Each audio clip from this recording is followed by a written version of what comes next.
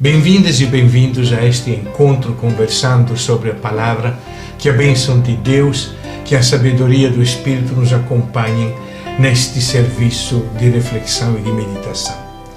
Estamos buscando conhecer melhor o homem Jesus de Nazaré para descobrir o profundo sentido do mistério da encarnação. Aquele que nós sabemos ser o verdadeiro Deus, ele se fez verdadeiro homem.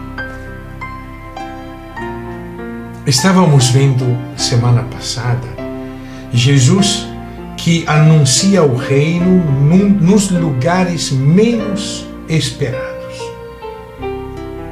O encontramos na beira do Rio Jordão entre os pecadores, o encontramos nas terras da Galileia anunciando o reino, o encontramos no mar de Cafarnaum chamando a si impuros e pecadores, o encontramos no fim nos lugares desertos, no lugar onde estava o leproso, proibido de entrar nas cidades porque tinha tocado o leproso.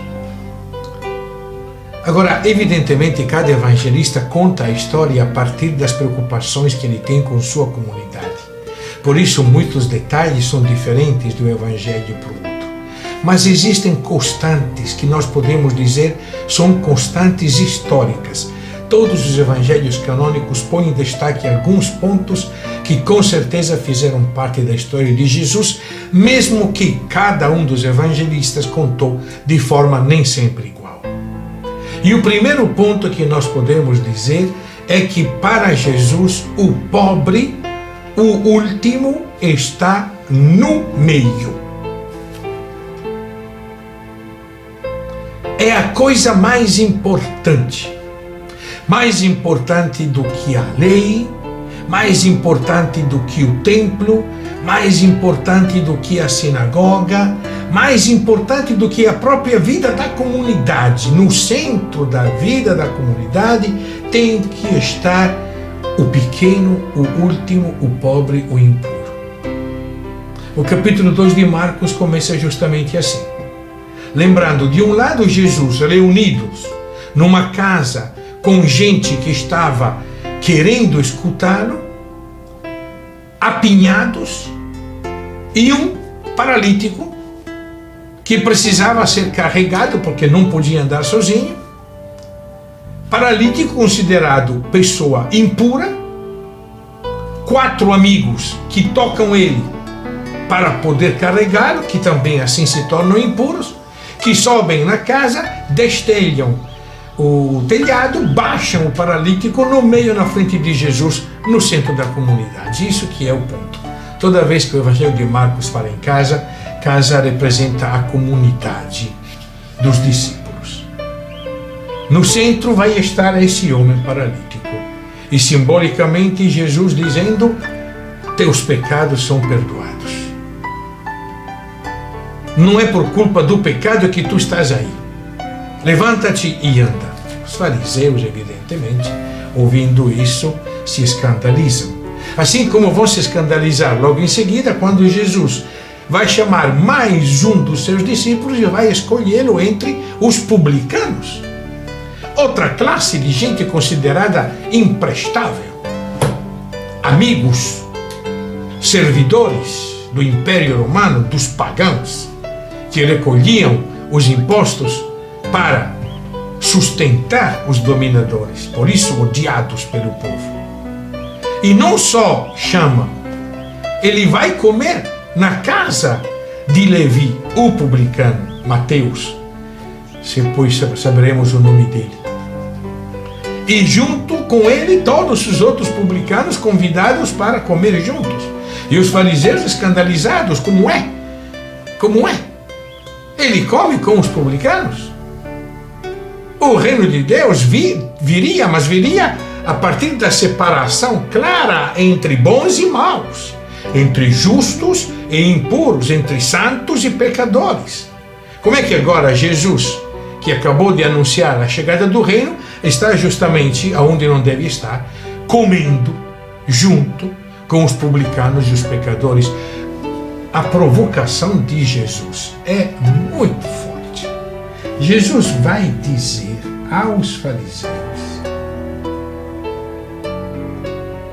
eu não vim para chamar os justos, e sim os pecadores. Reparem bem, se Jesus tivesse dito eu vim para salvar os pecadores, fazia sentido. Todo justo quer salvar o pecador. Se não, eu vim chamar, eu não vim chamar os justos, eu vim chamar os pecadores. Isto vai na contramão de toda a teologia montada de um lado pelo judaísmo oficial do templo, do outro lado pelo judaísmo da sinagoga. O centro do judaísmo da sinagoga eram os justos. Os pecadores tinham que ficar fora. Os impuros, os doentes tinham que ficar fora. Não, eu vim chamar. Chamar significa venham perto de mim. Vamos caminhar juntos. Venham comigo. Eu não vim chamar os justos, e sim os pecadores. Isso vai provocar uma reação muito forte. Muito forte. Sobretudo porque Jesus não se importa com aquelas que eram as grandes leis da pureza, dos puros, dos justos, que eram promulgadas pelo Templo de Jerusalém e pelas sinagogas do mundo inteiro. As 3 grandes obras de piedade, que eram a oração, a esmola e o jejum. E Jesus não jejua, provocando o escândalo dos fariseus. Como? Tempo de jejum, Jesus não jejua. Antes ele vai dizer, quando vocês jejuarem, não façam como os fariseus. Ao contrário, mostrem para todos que estão vivendo muito bem, que estão comendo à vontade. Quando vocês orarem, não vão nas praças mostrar suas orações, fica no seu quarto e reza, Pai Nosso que estás no céu. Quando vocês fizerem esmola, não vão tocando as trombetas para todo mundo saber o bem que vocês fazem, as doações que vocês dão. Pelo contrário, não saiba à tua direita o que faz à tua esquerda. Não são as obras dos justos que nos salvam. Ao contrário, é o pecador que tem que ser o centro da nossa vida. E termina justamente colocando o pobre como a coisa mais importante da celebração litúrgica. No dia de sábado, na sinagoga, Jesus, reunido com todos os bons judeus, e que vê o paralítico, o homem da mão seca, no fundo, e que diz: vem cá tu no meio. Imagina, até o pobre, acostumado a ficar lá fora, deve ter ficado meio sem jeito de ter que atravessar tudo e chegar lá no meio. Mas esse é o ponto. No dia santo, no dia sábado, ou digamos hoje, no nosso domingo, qual é o centro da nossa celebração? Vem cá tu no meio.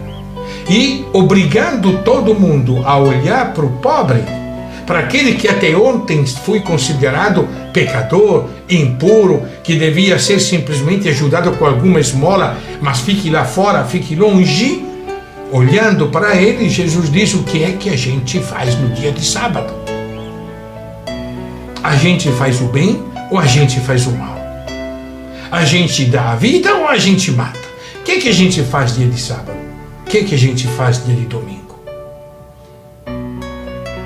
Não se cumpre o preceito do dia santo simplesmente porque se participa de um rito, simplesmente porque se participa de uma celebração. Se no meio, se no centro, as nossas atenções estiverem olhando o pobre, o último.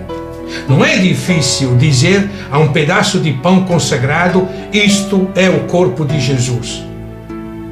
Difícil é dizer olhando o pobre, aquele que nós desprezamos, aquele que nós consideramos inútil, marginalizado, até marginal, Este é o corpo de Jesus. Este foi o Jesus que escandalizou. Agora começamos a entender por que mataram Jesus. É justamente aí, depois de contar esse fato, que Marcos coloca este detalhe. Ao sair daquela sinagoga, os fariseus saíram da sinagoga e, junto com alguns do partido de Herodes, faziam um plano para matar Jesus. Ao colocar a vida do pobre no centro, provoca a raiva. De um lado dos herodianos, que viviam da exploração do pobre, e do outro lado dos fariseus, que pensavam que só os justos iam herdar o reino. Continuaremos semana que vem a nossa reflexão.